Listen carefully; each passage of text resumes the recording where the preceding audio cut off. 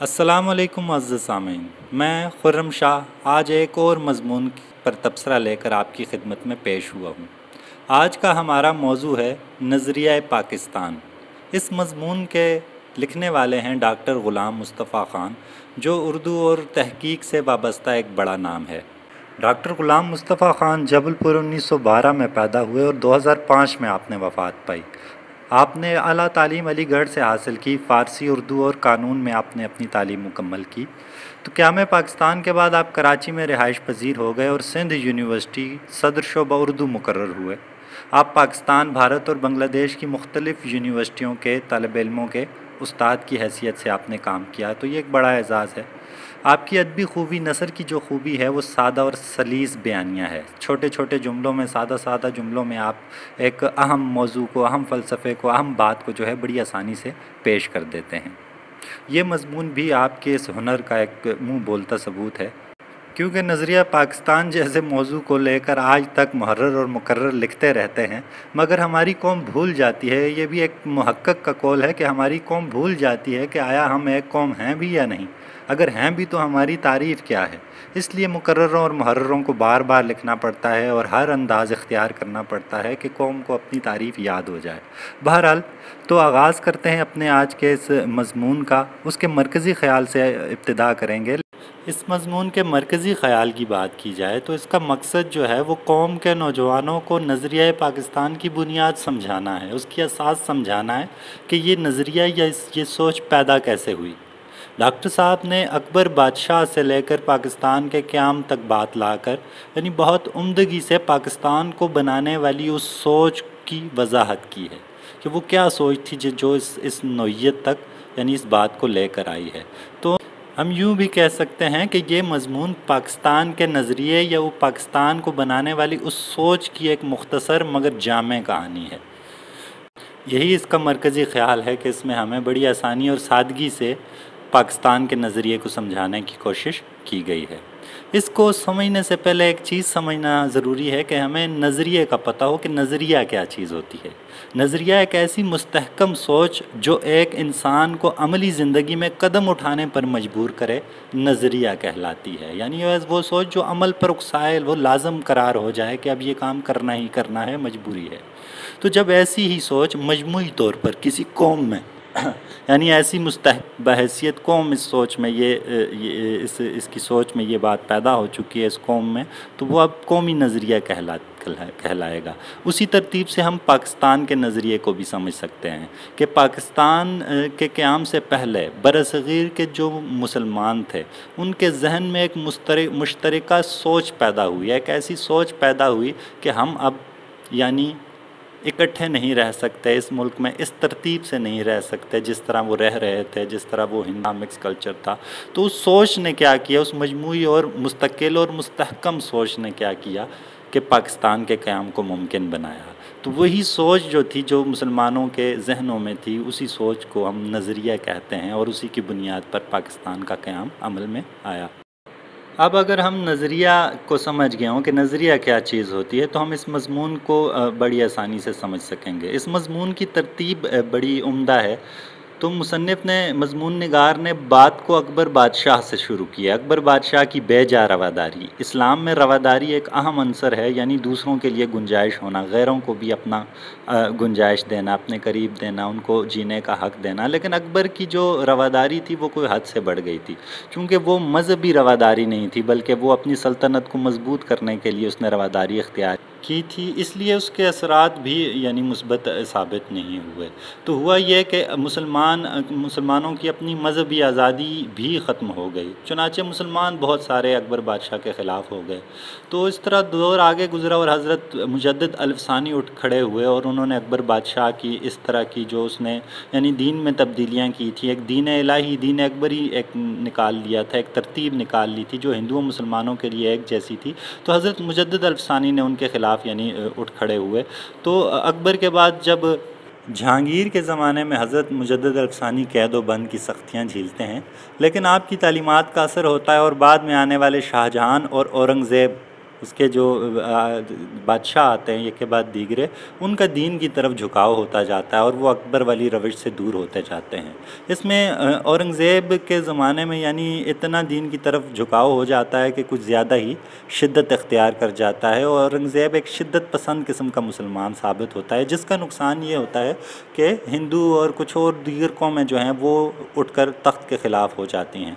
चुनांचे हिंदू और मरहटे जगह जगह बगावत कर देते हैं और वो जो मजबूत एक हुकूमत थी मुसलमानों की, जो एक तसलसल से चली आ रही थी, वो अब इतनी मजबूत नहीं रहती। औरंगज़ेब के बेटे आपस में लड़ने झगड़ने में मसरूफ़ हो जाते हैं, तो इसी दौरान अंग्रेज़ों को कदम जमाने का मौका मिल जाता है। इन अंदरूनी शोरशों और अंग्रेज़ों के हमलों में पूरी हिंदुस्तान की जो सल्तनतें और रियासतें और राजवाड़े होते हैं वो बिल्कुल नाकारा साबित होते हैं। टीपू सुल्तान एक ऐसा महाज कायम करते हैं मैसूर के मकाम पर, जहां अंग्रेज़ों को सख्त जो है वो मुश्किल का सामना करना पड़ता है। टीपू सुल्तान फ़्रांस, अफ़गानिस्तान और जर्मनी वगैरह से मदद मांगता है, लेकिन मदद आने में देर हो जाती है और कुछ अपने सरदार और कबीले और साथ के लोग भी साथ छोड़ जाते हैं। तो उस धोखाधड़ी से क्या होता है, टीपू सुल्तान अपना महाज हार जाता है। तारीख़ थोड़ी और आगे बढ़ती है। शाह वलीउल्लाह दहलवी और उनके साहबजादे अपनी खिदमात, दीनी खिदमात अंजाम दे रहे होते हैं एक तरफ, और इस टीपू सुल्तान के बाद और हज़रत मुजद्दिद अल-फ़सानी और शाह वलीउल्लाह वाली तहरीकें, तो इससे हमें कुछ तरतीब समझ आती जा रही है कि अकबर के ज़माने में मुसलमान ख़िलाफ़ हुए, औरंगज़ेब के ज़माने में हिंदू ख़िलाफ़ हुए, अब अंग्रेज़ पहुँच आए हैं। तो अब इस दौरान ऐसा माहौल बन रहा है कि जो इतना आसान नहीं है। चुनांचे बात चलते चलते आगे निकल जाती है। शाह इस्माइल शहीद, जो शाह वलीउल्लाह के पोते होते हैं, शाह इस्माइल अपने मुर्शद सैयद अहमद शहीद के साथ अंग्रेज़ों के ख़िलाफ़ महाज कायम करते और उनके ख़िलाफ़ अमली जिहाद का आगाज़ करते हैं, तो जिससे मुसलमानों में एक नई जिहाद की रूह जो है वो फूंकी जाती है। तो आप गौर कर रहे होंगे कुछ चीज़ें ये मिलकर एक सोच को यानी अब बनाने का यानी सामान पैदा कर रही हैं। उसमें वो सारी बातें जो हैं वो शामिल हैं जो मज़मून निगार हमें बताते जा रहे हैं। तो इसी के बाद जो है वो एक मरहला आता है 1857 की जंग आज़ादी का। तो उस जंग आज़ादी में यानी एक नाम नहाद किस्म की जंग आज़ादी होती है। अंग्रेज़ ताकत में होते हैं और मुसलमान टूट फूट का शिकार हो चुके होते हैं, हिंदू किसी काम के नहीं होते। तो ऐसे में मुसलमानों को सर सैयद अहमद ख़ान जैसे जो है वो रहनुमा मिलते हैं। सर सैयद एक तरफ मजबूर होते हैं अंग्रेज़ों की हुकूमत से, क्योंकि वहाँ उनका कब्ज़ा होता है, और दूसरी तरफ उनको मुसलमानों की हालत भी पता होती है। चुनांचे वो मुसलमानों और अंग्रेज़ों के दरमियान दूरी को दूर करने का काम करते हैं और मुसलमानों की तालीम और तरबियत का बेड़ा उठा देते हैं। तो ये एक बड़ा काम था जो सर सैयद वहाँ अंजाम देने में अपने तौर पर लगे होते हैं। करते करते 1885 में कांग्रेस का क़याम अमल में आता है। उसी दौरान उर्दू और हिंदी का जो तनाज़ा उठता है, उससे मुसलमानों को, यानी पहले हिंदू कह रहे होते हैं कि हम एक कौम है, मिलकर रहेंगे अंग्रेज़ों के बाद, लेकिन ये छोटे छोटे झगड़े जब हिंदू मजबूत होने लगते हैं तो सामने आते हैं। तो उर्दू हिंदी झगड़ा एक बड़ा मसला था कि हिंदू हिंदी को रस्मुल ख़त को राइज करना चाहते थे, जबकि उर्दू पहले से राइज थी। तो इससे मुसलमानों को उनके अंदर की चीज़ का इल्म हुआ कि वो अपने अंदर कैसी कालक रखते हैं। चुनांचे 1906 में मुस्लिम लीग का क़याम अमल में लाया जाता है। तो मुस्लिम लीग फिर नुमाइंदा होती है मुसलमानों की, और वो यही दावा करती है कि हम सारी कौमों की नहीं बल्कि सिर्फ मुसलमानों के हुकूक़ की जो है वो कोशिश करने वाली जमात है। इस दौरान एक और काम होता है जो तनसीख़ तक़सीम बंगाल होती है। बंगाल के सूबे को 1906 में 2 हिस्सों में तकसीम कर दिया जाता है, एक मुसलमान अक्सरियत और एक हिंदू अक्सरियत। तो लेकिन ये चीज़ हिंदुओं को हज़म नहीं होती, चूँकि मुसलमान अलग होने की वजह से खुशहाल होने लग जाते हैं। तो जिस वजह से उसकी तकसीम 1911 में वापस मनसूख कर दी जाती है। तो इसका एक और मुसलमानों को अंदाज़ा होता है कि ये अब हिंदू जो है वो मुसलमानों को किसी तरह सुख में नहीं रहने देंगे। 20वीं सदी की दूसरी दहाई शुरू हो जाती है और पूरी दुनिया जंग अज़ीम का शिकार हो जाती है। पहले इस जंग अज़ीम में चूँकि तुर्की जर्मनी का हिमायती होता है और मुसलमान अंग्रेज़ों के ख़िलाफ़ होकर तुर्की की हिमायत करते हैं। अब मुसलमानों को अंग्रेज़ इस मौके पर बड़ा एक धोखा देते हैं और वो कहते हैं कि आप तुर्की की हिमायत ना करें, हम अगर जंग जीत गए तो हम तुर्की को नुकसान नहीं देंगे।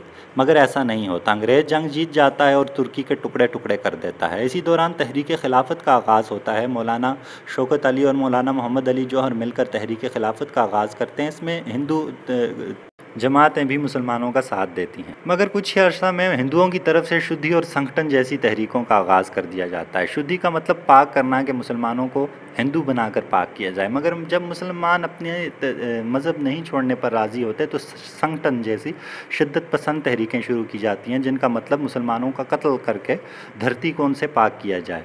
तो ये ऐसी कुछ चीज़ें थी जिन्होंने मुसलमानों को हिला कर रख दिया था। और यानी बड़े लिबरल किस्म की और खुली आज़ाद सोच रखने वाले भी मुसलमान सोचने पर मजबूर हो गए थे कि हम हिंदुओं के साथ अब इस तरह इस हालत में गुजारा करना मुमकिन नहीं है।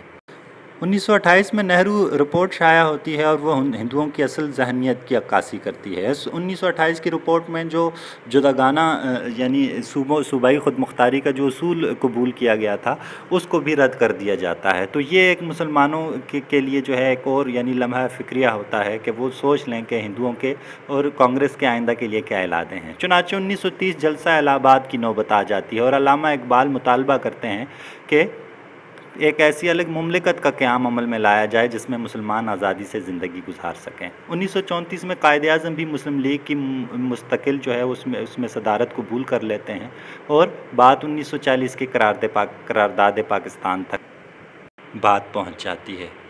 कायद-ए-आज़म मोहम्मद अली जिन्ना, जिन्हें हिंदू मुस्लिम इत्तेहाद का सफ़ीर समझा जाता था, वो भी ये बात मानने पर यानी मजबूर हो जाते हैं कि मुसलमानों का इस इकट्ठे रहने में गुजारा मुमकिन नहीं है। चुनांचे उन सब की मुश्तरका ख्वाहिशें और सोचें और मुसलमानों की वो जो मुश्तरका सोच बन गई थी, अब उस सोच ने 1940 में जो है ये ऐलान करवाया कि अब हम पाकिस्तान का क़याम ज़रूर अमल में लेकर आएंगे।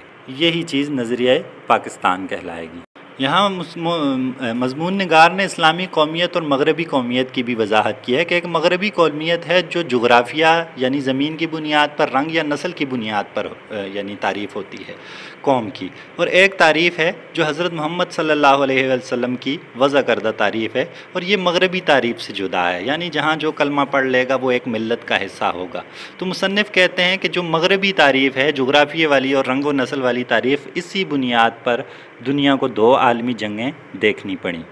पाकिस्तान हज़रत मोहम्मद सल्लल्लाहु अलैहि वसल्लम की वज़ा करदा तारीफ़ पर बना है। यही वजह है कि बाकी मुसलमान ममालिक के बरक्स पाकिस्तानियों को अपने पाकिस्तानी होने से ज़्यादा अपने मज़हब से यानी लगाव जो है वो रहता है। ईरान वाले अपने ईरानी होने, अपने ज़ुबान फ़ारसी बोलने, या अफ़गानिस्तान या दूसरे तीसरे मुल्क जो हैं उनकी अपनी वतनियत या जो जोग्राफ़िए से मोहब्बत है या ज़ुबान से मोहब्बत है वो अपनी जगह।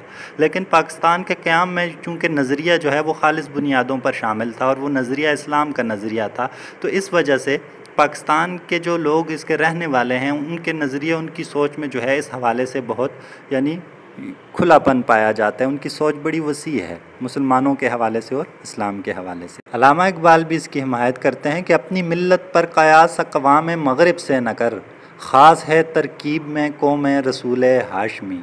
तो मग़रबी कौमियत और इस्लामी कौमियत में जो फ़र्क है उसको अल्लामा इकबाल भी उसकी वजाहत कर। अब ऐसी मुसलमान कौम जो हज़रत मोहम्मद वाली मिल्लत की सोच रखती है, उनका हिंदुओं के साथ रहना मुमकिन नहीं था। इसलिए मुसलमानों ने जुदा वतन का मुतालबा किया ताकि वो अपने अक़ीदे, सकाफ़त और तर्ज़ मुआशरत के मुताबिक अपनी ज़िंदगी गुजार सकें।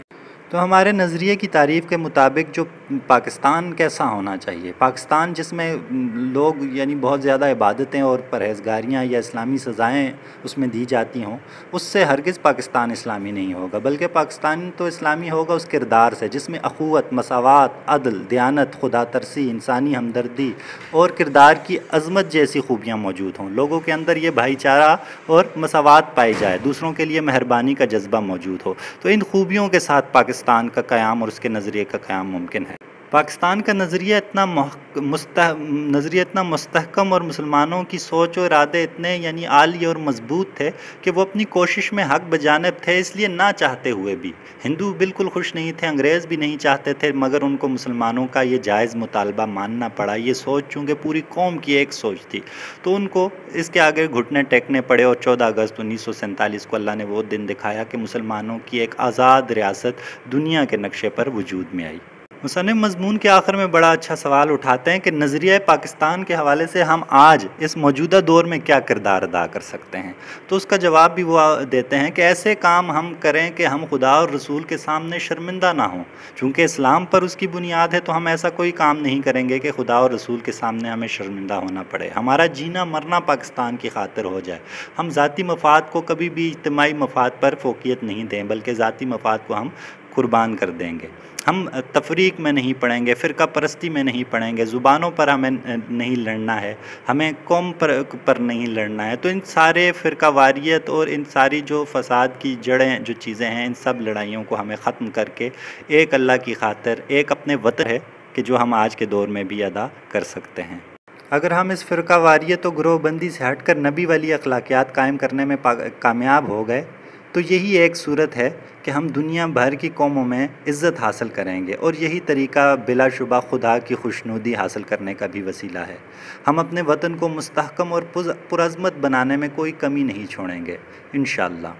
मज़मून निगार ने बड़ा जामे तरीके से मुख्तसर और सादा अंदाज़ में इसके नज़रिए की तारीफ़ समझा दी है। तो मुझे उम्मीद है कि अब हमें पाकिस्तान के नज़रिए के हवाले से मसाइल का सामना नहीं करना पड़ेगा, और हमें यकीन है कि हम कौन सी कौम है और किस मकसद के लिए हमने पाकिस्तान हासिल किया था। बहुत शुक्रिया।